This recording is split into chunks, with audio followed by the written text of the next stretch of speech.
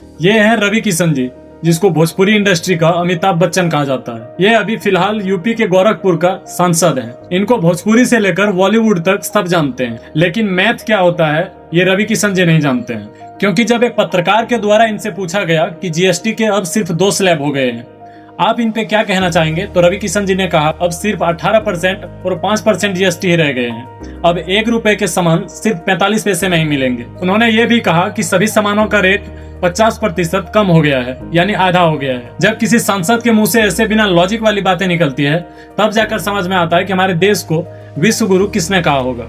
मैं किसी पार्टी या किसी जाति धर्म से नहीं हूँ, मैं एक इंडियन हूँ और मैं गलत को गलत और सही को सही कहने का दम रखता हूँ। अगर इनके जैसे लोग हमारे देश के नेता बनेंगे तो हमारे देश का क्या होगा वो पहले लिखा जा चुका है। अगर देश बदलना है तो उससे पहले अपनी मानसिकता को बदलो। अपनी वोट पैसे के लिए नहीं बल्कि अपने बच्चे के भविष्य के लिए दो। अपनी वोट को ऐसे लोगों को मत दो जो मूर्ख और अनपढ़ हो, अपनी वोट ऐसे लोगों को दो जो पढ़ा लिखा और समझदार हो।